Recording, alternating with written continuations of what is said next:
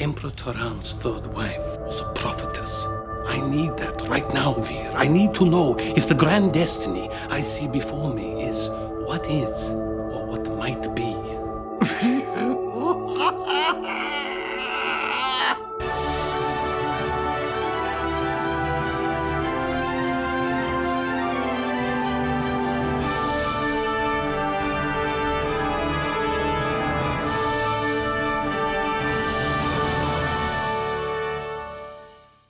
They have no well-defined sense of morality. They'll love that back home. Hello, and welcome to Who Are You? It's a Babylon 5 watchcast by a couple of former strangers, now friends, who are continuing to get to know each other over one of their favorite shows from their childhood, Babylon 5.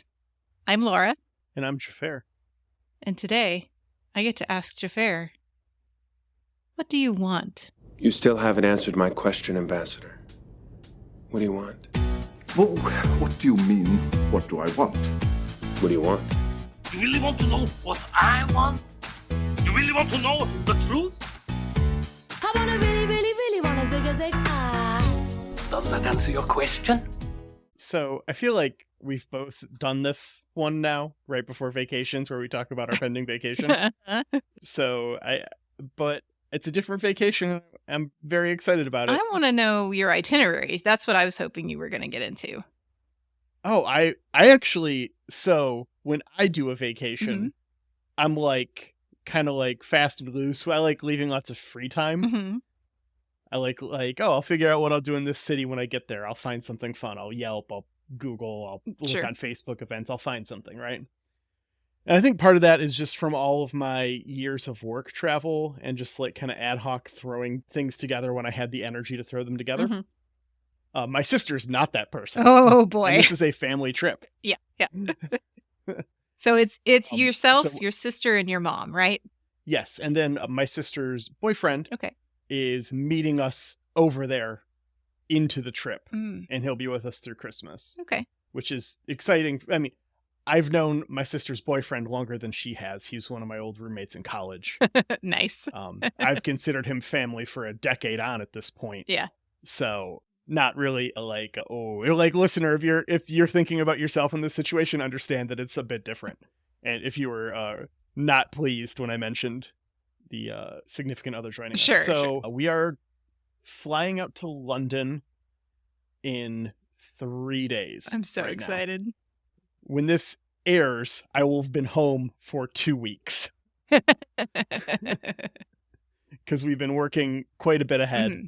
I think, because like 2 weeks ago on air, I mentioned, when you listen to this, I'll be flying home. Right. Mm-hmm. This is from that trip.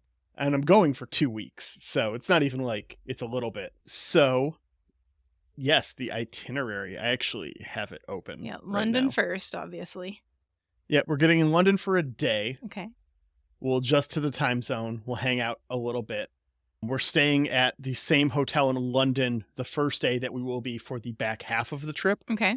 So we're planning on leaving a lot of our luggage there and paring down. Yeah, that's cool. And then we hop on a train to Salisbury. And from Salisbury, we get on a bus and we're going to go see Stonehenge. Oh, that'll be fun. And do the Salisbury Cathedral and other Salisbury things. I presume have a steak. And then after all of that, spend the night there in Bath, where we've got an Airbnb that's like meandering distance from the Roman baths. So that's cool. We'll go do that. Get up, get on a train to Cardiff, go to Cardiff for a day, go see Torchwood, find Jack Harkness, yell Gwen Cooper a couple times. As one does. As one does when one is in Cardiff. I think I found a Scissor Sisters cover band that's playing in Cardiff that night, so I'll probably go see them. But I have not been able to. I found it once and haven't been able to find it since. They might have canceled the event. Get on a train in Cardiff the next morning, go up to Liverpool, go to the Cavern Club, which is where the Beatles kind of got their start. Cool. And there is a Paul McCartney tribute act who works with one of the like sound engineers from the Beatles. Like, who's like, this is the guy. He's done tours and stuff. Like, I've listened to him. He sounds just like Paul. Who's playing at the Cavern Club that night. That'll be fun, yeah. So we're going to go do that, get on a train to Edinburgh, and then spend 4 days there. We're going to Cocktail Geeks there and back again, which is a Lord of the Rings themed cocktail bar. Oh, that man. They change their theme Yeah. every couple of weeks. We have a day tour of the Highlands distilleries the next day. We have a cheesecake place we're going to and a tea room, all this stuff. And then after that, on the 23rd, get on a bullet train, go down to London, Mhm. see Westminster Abbey. The 24th, we're going to go to like Piccadilly Circus and all that stuff and do like Christmas shopping. And then Christmas Day, we've got reservations at a fancy restaurant. The 26th, we're going to go to Oxford Mhm. and check out the university and do stuff there. Yeah. The 27th, we still have open. We don't know what we're going to do yet. And then the 28th, we get on a plane at 9:40 in the morning and land at 2 p.m. That's crazy. That time jump is wild. Yes. We wish you an easier time reacclimating on your way back. I'm very excited to drink a bunch of scotch. I don't drink scotch normally. I'm not a scotch person, but I'm not going to Scotland without drinking scotch. Sure. I know exactly how much I can bring home, too. So Yeah. there's that. You've got the right suitcase. Yeah, I've got the right suitcase for it. And I think I spent most of my day looking at kilts. I think I might buy a kilt while I'm over I there. mean, you absolutely should, yes. Yeah, I do have a Scottish family Mm-hmm. on my mother's side. And kind of trace So it back I there. I looked up my tartan and everything and the clan and Mhm. all that stuff. So Yeah, that'll Yeah. be fun. Well, it sounds like you have it all planned out, or your sister helped plan it all out. I backseated and let her do everything until she was exhausted. And then Mhm. it's, we don't have these train tickets for these days. Got it all booked. Yeah, In about an hour and a half. that's teamwork right there. So, yeah, I wasn't going to step on toes. Uh-huh. That was definitely, I was trying to avoid that. I know how that goes. So once I got the all clear that my help was appreciated Yeah. and required, then I jumped in. But for the most part, I just kind of let it happen around Yeah. me, which is fine. Yeah. Well, if it's important to someone else, it's the nice thing to do to let them drive. Yeah. I'm just looking forward to doing a bunch of stuff. It's going to be a good time. Yeah. It will. So, We can't wait to hear all about it. while my trip might be very thoroughly planned, what's not planned is the response to the events of this week's episode. We've got Season 3, Episode 9, The Point of No Return. And hey, it's our season title episode. We get one a season. yeah. So I hadn't thought about the season 3 title, so that's where we're it's at. on my book. Point of no return. The Point of No Return. Actually, I'm adding a the. It's just Point of No Return. Nah, whatever. But whatever. I'm taking the from There All the Honor Lies Right. and changing it into being The Point of No Return. We'll just take the extra here and move it here. Exactly. No one will notice, and my OCD will be happier. So we open this episode with Londo, I think once again, reviewing a report about Minbar. We've had this come up This before. is the same bit 3 episodes ago. Yeah. I had to go back through my notes and see what I had written down to be like, this is different enough, right? And the answer is yes. Okay. It is different enough. Mhm. He makes kind of the same jokes, but in different places and slightly different wording. Yeah. So just like dealing with any father figure. Yeah. True facts. Yeah. Same song, different verse. We're trying to basically nag on the Minbari here. And, just paint them as inferior to the Centauri when us as viewers of the show can obviously tell which race seems to be a little bit ahead of the other at this moment. For sure. I do think this doesn't hold up as well in the streaming era compared to the weekly TV era. Yeah. I think if you had 3 or 4, we did have 3 or 4 weeks between episodes because we're watching them weekly as we record. Yeah. So yeah, we would have cut 1 week out of that weekly episode rotation just based off the recording cadence. But I think watching them back to back streaming, this probably confused a lot of people Yeah. because they probably were like, didn't I just see this scene? Yeah. Because Mhm. I had to stop, pause, go back, check my notes, find out what episode, and go back and watch that scene in the other episode. So I can only imagine. Yeah. I didn't have to go back and watch it, but I definitely felt it. I was like, nah, we just did this. We get one new line in here, which is intelligence has nothing to do with politics. That's fun Mhm. and prescient. Veer wants to take a nap when Londo gets a call saying Lady Morella has agreed to stop in at Babylon 5 when she's on her tour. She's going to Ragesh. Londo opens his door, and there's just a cacophony of chaos outside. He's just like, what is going on? It's the point where he grabs a random Minbari passerby, and it's just like, what is going on? Yeah. And he's all like, the Earthers declared martial law. Yeah, it sure... Oh, those Earthers. Sure set off some feelings on this station amongst the populace. Yeah. Meanwhile, Sheridan and Ivanova are talking about that. They are in discussion with Earth Force. They're talking to this general who says, yes, Clark has signed an executive order dissolving the Senate. And boy, that feels a little familiar. Did you follow the news this week? I did hear about that, actually. Yeah, this just happened this last week in Peru. Yeah. As I was reading news about that, I was like, I feel like I just watched this on a show. You did, yeah. It seems like the real life situation is turning out a little better, and that the Congress, or I don't think they called themselves Senate, I think it was Congress, didn't allow themselves to be dissolved. Yeah, they just impeached the president instead, and the military backed Congress instead of the president. Yeah. So Congress won. Mm-hmm. So, yeah, not happening on Babylon 5, unfortunately. Yeah. So we know that Clark was going to meet the Senate and offer them a explanation as to why he declared martial law behind closed doors. He's like, it's a closed session of the Senate. And so his explanation was, I'm dissolving the Senate. It's what martial law was declared. Obviously. And it does appear he means a quite literal dissolving of the Senate as we see soldiers storm the Senate building. I had the group liquidated, you little shit. Yeah. But yeah, so they're talking to a general, and what's up with this guy? He's got 4 monitors behind him with his Zoom call on it. Yeah. Can you imagine being on a call and having someone's background be you on the call? Oh man, that'd be horrible. I mean, I'm sure someone's done it, right? Now that we live in the Zoom era. Yeah. I'm about to set up OBS and do it. Shit. Yeah. I saw a very clever one the other day that was, they made their Zoom background a video of themselves getting themselves a cup of tea. So the video that you see, this person sitting there getting themselves a cup of tea, it was very good. It was good. But yeah, we find out General Haig is missing. He and the Alexander. We'll find out what's going on there soon. Yep, the Alexander is on the run along with a couple other ships. Mm-hmm. And we get a God help us, you're all alone out there to theme. Yeah. When we come back, we're in CNC. We get about maintaining the status quo. And Corwin is just like, how did we get to this point? What did we do wrong? And Sheridan's just all like, fuck if I know. That's a real mood, though. I felt that, man.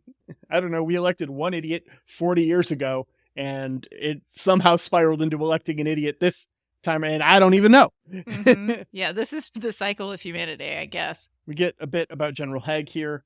He is organizing a counterstrike. There's a Nightwatch meeting soon, and Jakar's singing got worse.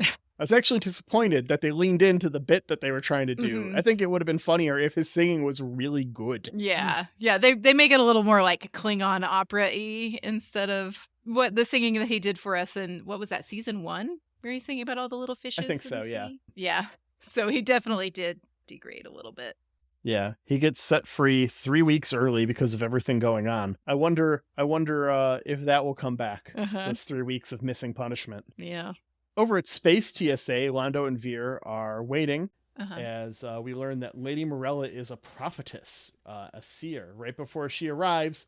And y'all, it's Majel Barrett! Such a good get.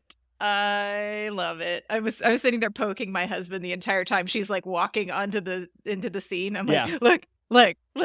Yeah, I had to pause because Beth was for some minute. I was just like, you recognize that voice? She's all like, yeah. And like just waiting and watching it like wash over her face. She's like, holy shit, it's Majel Barrett. I'm like, yes.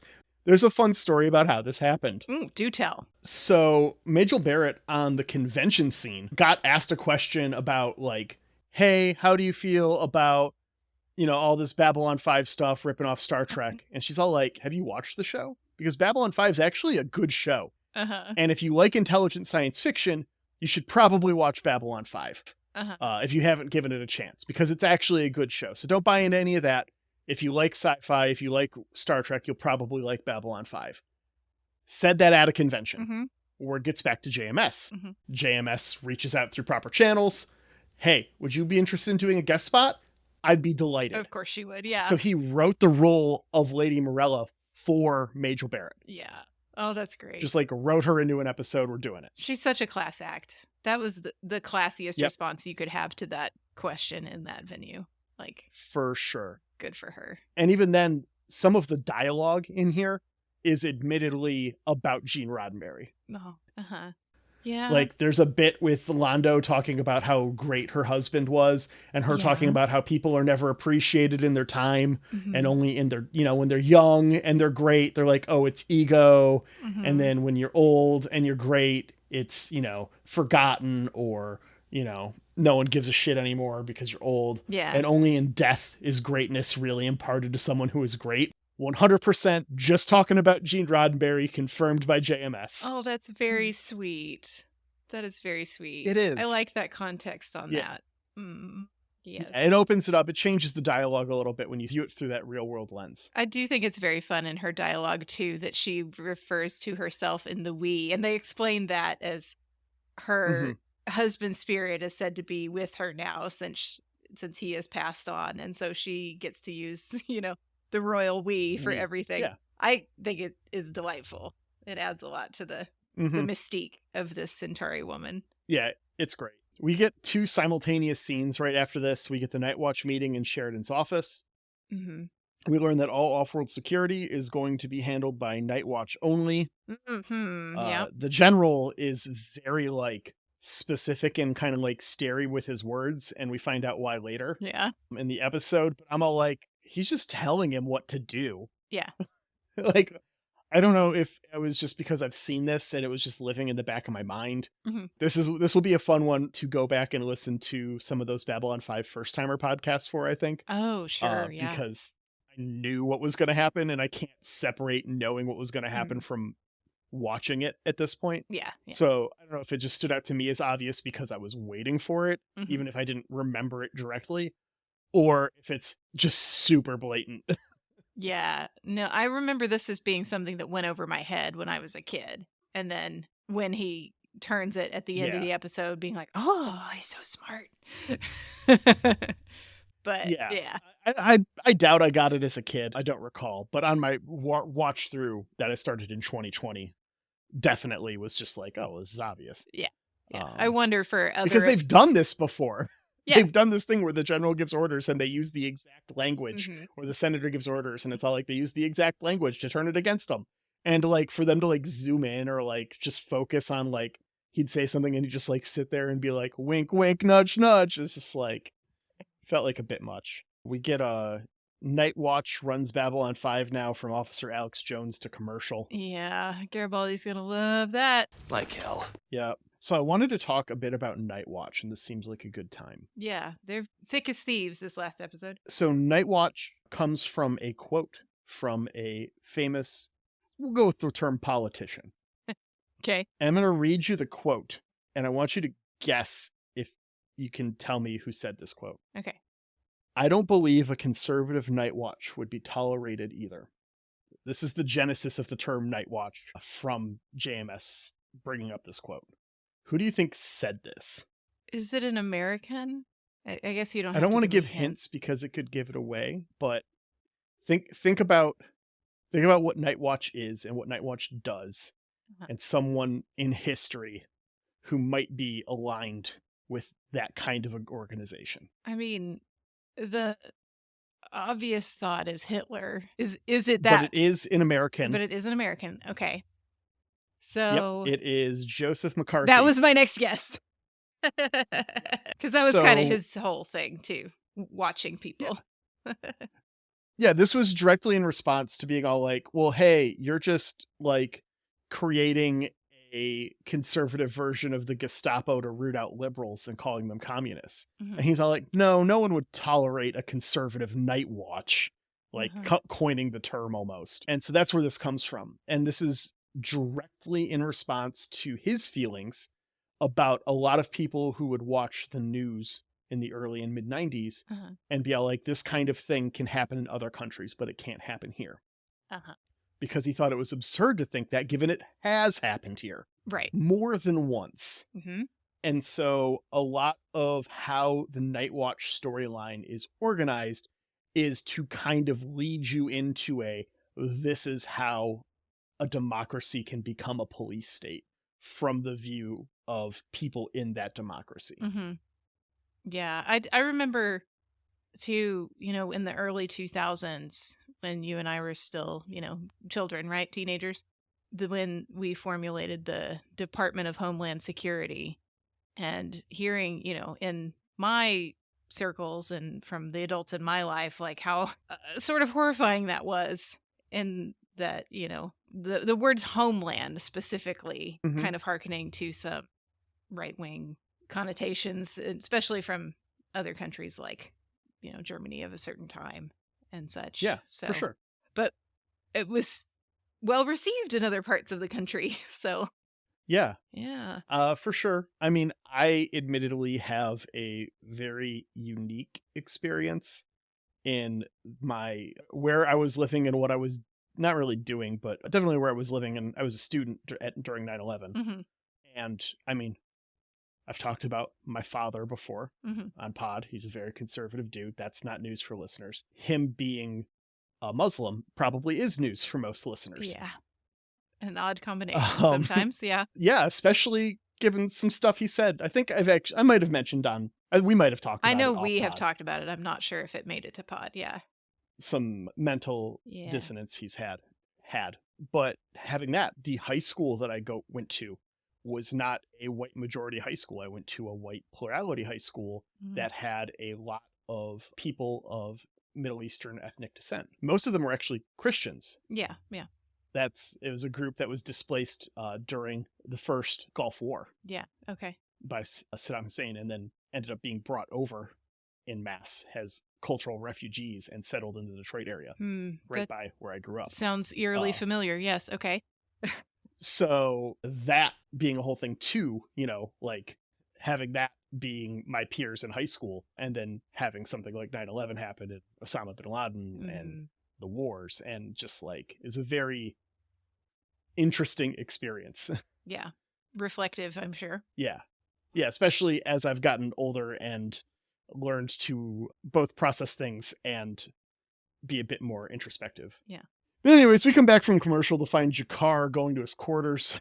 Yeah. And a familiar Narn standing around. Yep, it's Talon, He's back. whose name in the subtitles was misspelled as Talon. Yeah. Okay. Thought that was fun. You can't win them all in the subtitles. They do such a good job most of the time. I'm not even going to be upset about this one. Nah. It's a weird name. And he's been waiting. Been waiting Yeah. this whole time. Yep. He takes a break every 5 days to sleep. Yeah. Besides that, he's been standing in front of Jakar's room for weeks. Not weird for anybody else. Yeah, he just didn't want to miss him. Yeah, but Jakar is really glad he's here because, he's had his days in jail and has plans for the Narn, and he can start with this contingent that's on Babylon 5. Yeah, we cut over to security and we see the ceremonial. I was just following orders, handing out of the armbands. So uncomfortable. It should be. And Garibaldi knows this is going on. He's up in Sheridan's office and he's livid. Garibaldi can't stand fascism when he's not being the fascist. Yeah. Typical. We see, notably, we see at least one person accept the armband. We see another person choose to give up his badge and his gun before we're going to see Garibaldi lose his mind. Yeah. We get a little bit in Londo's quarters where he comes clean to Lady Morella, asking the lady for a reading. Call me now for your free tarot reading. She gives him the hard truth. There's always a choice. We only say that there's not a choice to comfort ourselves with the decisions we've already made. Way to freaking call it out, Lady Morella. Yeah, for sure. And this is something Londo has said to himself a ton. Yep. Like, this is something that he has been all like, well, there's no choice. This is the only path forward. And like, he said it to Veer. This is what we have to do now. He said it to Veer. He said it to Rifa. He said it to everyone. He says it to himself all the time. I'm curious if he continues to after this point. Yeah. Because I don't know. I don't remember. we've got to watch for that because she called it out. Spade is a spade, Londo Mollari. You've made these choices. You just want to feel better about them. So you tell yourself you have none. Mm-hmm. Yeah, what a smart lady. Right? Zach intercepts Garibaldi on his way to punch some fascists, which we are capable of appreciating, but still recognizing he's the fucking worst. And Zach gets told it's time to get his shit together. Yeah. We get a bit where he's all like, hey, I gave you a chance when no one else would. Hey, I introduced you to your wife. And I really wanted to pause at that moment because I really, really, really want the Jerry Doyle Matchmaker series on Great American Network. I don't want to watch it ever. I just want the pleasure of knowing it existed. Yeah. Unfortunately, for a number of reasons, it can't and won't. But can you imagine, like, Garibaldi Matchmaker? This was one of those moments in Babylon 5 writing that I was like, this would be a little bit stronger if you had peppered something in earlier somewhere else in the show with these moments. Like I can buy off on the I gave you a chance when no one else would. That one I'm like, okay, you know, we've seen that in his character. The matchmaker part, I haven't seen anything like that. That's a little harder. That's a bit of a stretch. Yeah. So he gives a big speech. He's all like, hey, we're the team. We're us. What's going on? Knock it the fuck off. But a bunch of fascists end up being a bunch of fascists. Surprise, surprise. Go figure. Right? It's wild. Who would have thought? Yeah. Back from commercial, G'Kar tells Talon about his experience in Dust to Dust a couple episodes ago. Mm-hmm. He hands him his book. He's like, this will help, but the words are difficult. I could spend the rest of my life trying to describe a moment. Yeah, he's definitely, he was touched by a Vorlon and he's turned into something else. So man, that's the CBS series we should have had. See, that was another time period appropriate reference. I'm very proud of myself. He says they have, in order for their species to survive, they're going to have to give up their species. Mm-hmm. But he does mean it in kind of a like, we're so based in anger, so based in revenge. These are the things we'll have to give up. Yeah. We have to harmonize with the universe, and starts with the humans. Mm-hmm. Yeah. I think that's the biggest thing about G'Kar since Dust to Dust, right? That he is no longer motivated by revenge. Like, he still kind of wants the same things, but he is not out to get the Centauri anymore. He is out to do the right thing for the Narn and also the universe. And you know what? He wants it for the universe so much that if he winds up having to sacrifice all of the Narn, so be it. You know, so he's... Because the universe is more important. Yeah. He gets it. He believes in something bigger. At the very least, he gets what Kosh was brainwashing him to get. Yeah. So. Yeah, well, and, you know, he believed in something bigger than himself always through the series, I think, because he believed in the Narn people, right? Mm-hmm. Now he believes in something even bigger than the Narn people, which is interesting. But also manipulated by the Vorlons, so kind of weird. Yeah. After this, the martial law order finally makes it to B5. On the tour of the station, ISN reports that General Haig is fighting against the president's police state, and then the crowd cheers when he escapes. Riot breaks out after some Nightwatch aggression. Yeah. I think they're just like, hey, you're going to riot, and starts hitting people. And it's just like, oh, I see what's happening here. Yeah. Oh no. This doesn't look familiar at all. Yeah. Veer totally takes a bottle to the back of the head to protect Lady Morella. Yeah. While the martial law order gets read. And then Franklin comes in. We haven't seen much of him. Yeah. In this 3-parter, to be perfectly honest. He comes into Sheridan's office, and they talk about stuff, and Sheridan figures out the message from earlier. At the same time, G'Kar pops into CNC with an idea. Mm-hmm. And then Zach gets jumped outside of his quarters. G'Kar's idea was to give Zach the boots, medium style. Walk home, clown. Veer is getting tended to by the lady in Londo when she has a vision. She sees old man Emperor Londo coughing on the throne. Mm-hmm. We've seen this. And then Zach tells Officer Alex Jones the plan. A bunch of Narn are going to be coming in to take over the security duties. He's all like, hey, they're arriving on this ship at this time. Nightwatch is like, yeah, we're gonna counter this and keep the station. You did the right thing, Zach. Uh-huh. And he's just all like, yep.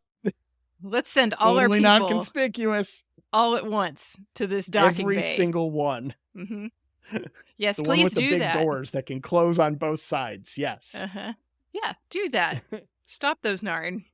Excellent plan. Exactly. We get a scene with Jakar asking the Narn for help. Mm-hmm. We get Sheridan prepping and loading his sidearm. Yeah. We get some dramatic hallway walking. And Officer Alex Jones gathering up his group all in one place. Zach gives the signal. He rips off his armband when he dives out of there. Love and the they've dramatic locked all of dive. Nightwatch Yeah. in the bay. Sheridan tells them how it's going to be in a way that makes Red Foreman proud. Sleep tight and don't let the bedbugs put their foot in your ass. All the 90s jokes today. Yeah. Where are we? What time is it?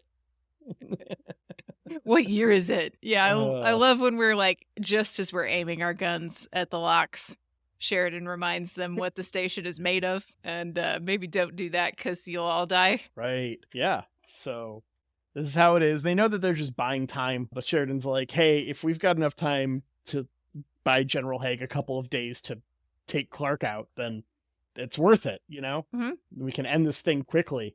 Huh. Oh, I've got some bad news. Yeah. But that's for next episode. We're still optimistic at this point that we're far enough away, right? We can stay out of it just long enough for them to sort their own shit out. Like, I think every, sort of colony has felt this at some point when a major power gets into, their major power gets into a war. Like, maybe if we just stay back, sort themselves out. Yeah, we can send troops in 6 months. Mm-hmm. Nah. So that's where we're still at in this episode of Babylon 5. Playing for time. So after this, Londo gets his tarot card reading, and we get 3 things. And I just want to read them. Yeah, I need these. I want to talk about them a lot. Okay. But I want to go into super spoiler town. So rather than asking someone to skip an indeterminate amount of time, because I don't know how long this one's going to take, I think what we should do is we should, after our end credits play, jump into spoiler town and talk about these 3s with super spoilies. Okay. Listener, I hope this is a good compromise for you and your inner completionist isn't upset. Sure. Yeah. So after end credits, After end credits, we're going to have a bit more talking about these 3 things. The first is save the eye that cannot see. Mm-hmm. The second is do not kill who is already dead. Mm-hmm. And the third is surrender yourself to your greatest fear, knowing it will destroy you. Yeah. Those are his 3 chances at redemption. Good luck. And don't fuck it up. Londo's like, I don't get this cryptic bullshit. He's told he will be emperor, and so will Veer, but only one after the other dies. And this bit in particular seems to set them both off. Not Veer being emperor, which really seems unlikely. Right. Right. It's very interesting because also, Veer is, we're led to believe, significantly younger than Londo. So it's like, yes. Okay. Of course he's going to outlive you. Right? Like, he should. It would be normal for Veer to outlive you by decades. Londo, you're much older than him. Yeah. So it doesn't seem that weird. They're focusing on the wrong thing. They're focusing on the weirdness of one of you has to die first rather than why Veer? Right, exactly. This upset me a little because it seems very logical to me that Veer is going to outlive Londo. Yes. Jakar tells Sheridan he wants in the new alliance in exchange for all of his help with security. Sheridan says he'll discuss with the others. Mm-hmm. And then we get a bit with Veer and Londo on the sofa sitting as far apart as possible. Yeah. They do a little bit of comedy here. Mm-hmm. In the season guide, Peter Jurczyk says, this scene made me want to do a 2-hour comedy with Stephen First. Like, find a movie for us, please. Yeah, I would love that. I would have loved to have gotten that before Stephen First passed away. Yeah, for sure. Back in Sheridan's office, Haig's rebellion looks grim, but Delenn has made it back on whatever was keeping her away. We get quiet contemplation out the window to credits. Yeah. That's the episode. This is kind of the second of 3 big, long acts, if you think about it. I know every episode has its own acts within it, but this is a longer arc. And this is a trilogy. This is a 3-part episode that, for distribution reasons, was not titled Part 1, Part 2, Part 3. Yeah.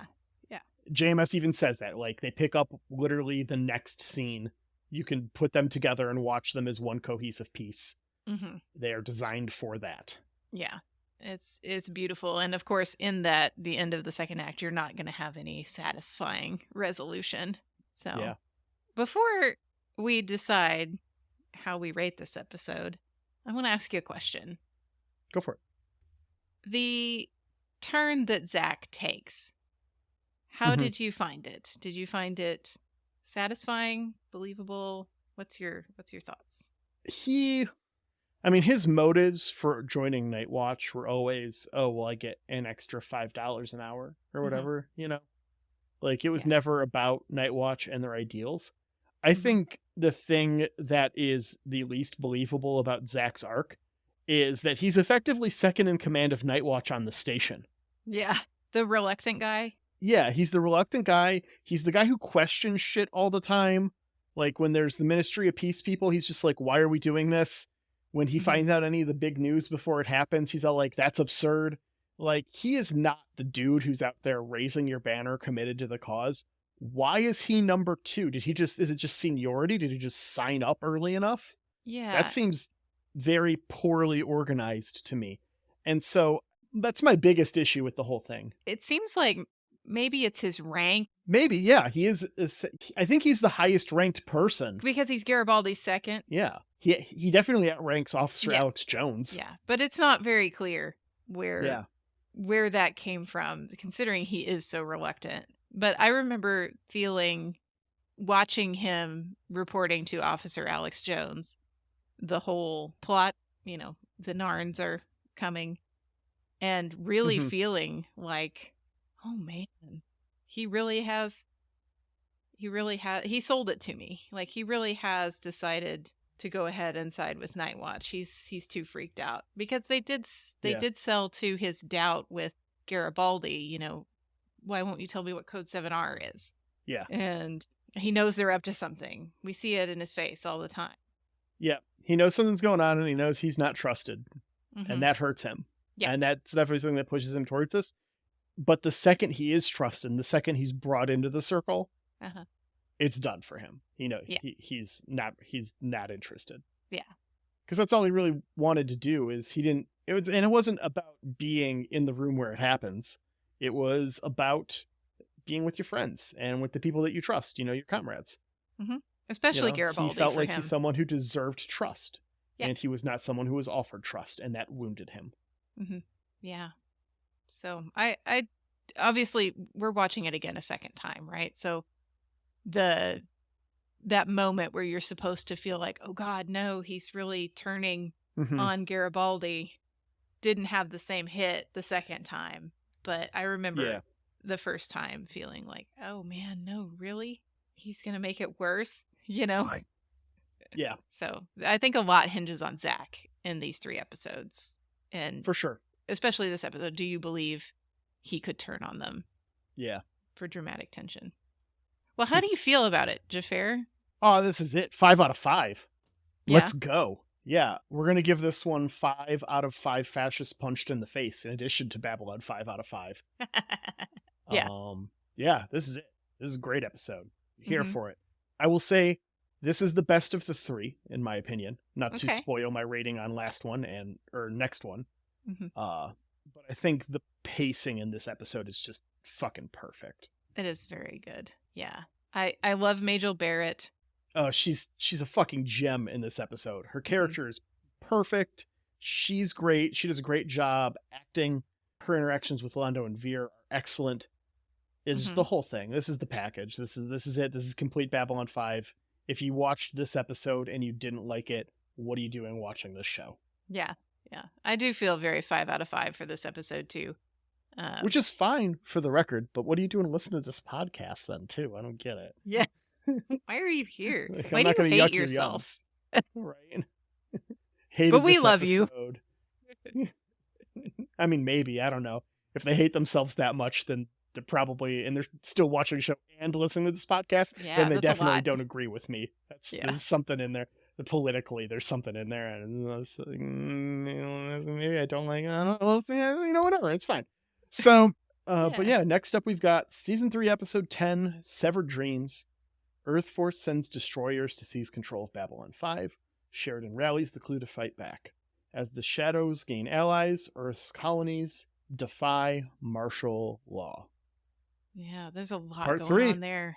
There's a lot going on there, and we're not going to talk a ton about it because we're going to talk a bunch after the credits about other stuff that's spoilies.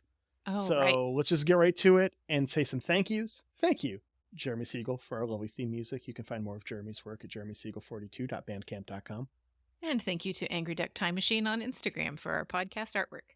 Thank you to Aaron, our lovely editor, who edits these episodes so that we don't have to. Didn't forget you, but didn't say thank you the last 2 episodes. But oops. So extra thank you this time. You have a lot more passive opportunities to thank him than I do. And I promise you that I do that. But thank you to you, the listener, as well, for being here. Yeah, we appreciate you. Join our Discord community. We'll be talking on there. You can probably scroll back and see pictures of my Scotland trip. And yeah, it's a good time. Hit us up, whoareup5@gmail.com. Throw us an email with some thoughts on some episodes. We'll read it in our next mailbag segment. Yeah, we appreciate you. And we'll see you next week or in about 30 seconds. And bye.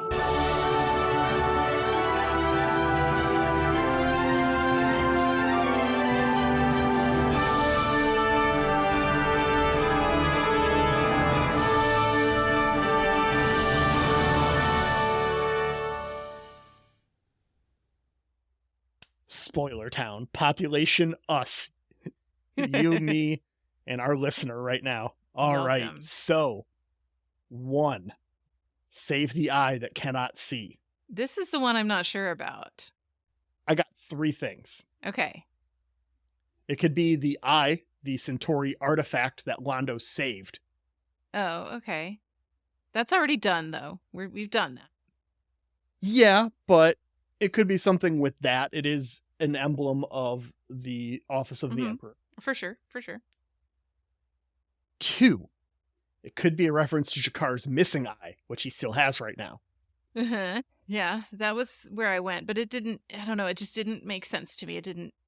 That one didn't sit. So what's the third one? The third one is the letter I has in Londo himself. He has to do something selfless or save himself.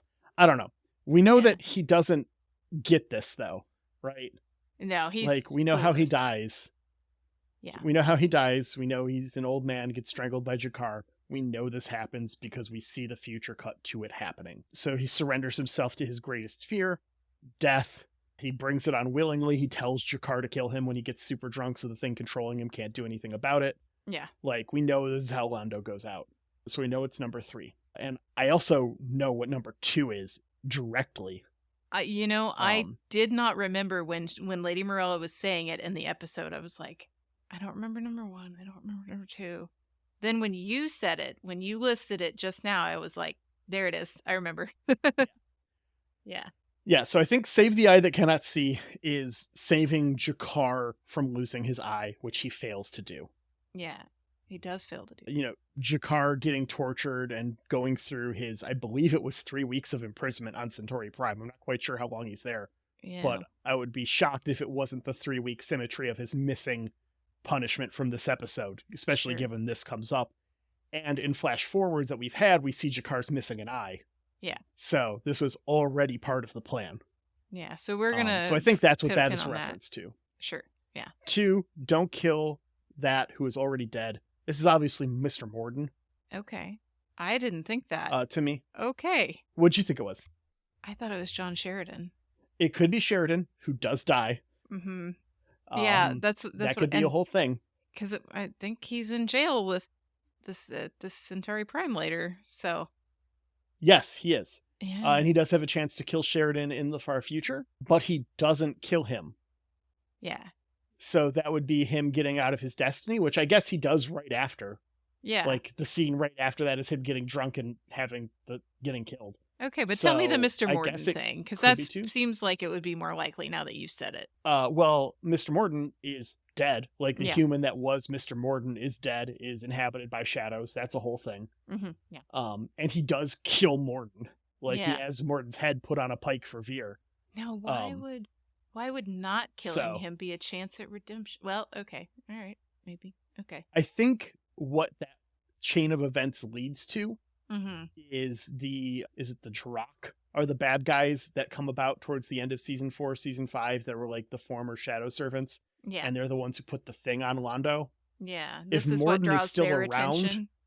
Yeah, it's nuking all of the shadows on Centauri Prime like he does, nuking their entire southern continent to kill all the shadows there, and killing Mr. Morden are what draw the ire of that race. So maybe if he didn't kill Morden, at the very least, maybe if he nuked the shadows but didn't kill Morden, then maybe Morden would have gotten the Drakh to do something else, and he would have been okay in the long term. Yeah. Okay. Yeah, and then number Yes. 3, we talked about it. It's him getting drunk and effectively killing himself via Jakar. Yeah, he has to just give up and surrender to death, basically. Yep. Yeah. And surrender to, I'd say, his most feared enemy. Yeah. Not just that he's fearing death, but he also clearly does fear the Narn. You don't go and try to destroy something entirely that doesn't scare you in some way. So, yeah. Yeah, so that's my spoily town. Yeah, I was thinking we've got to make sure that we keep these in mind, and as the things roll up, we've got to reference back to Lady Morella and her talk. Yeah. So keep it in mind. All right. Well, that's an episode. Yep. See you next time.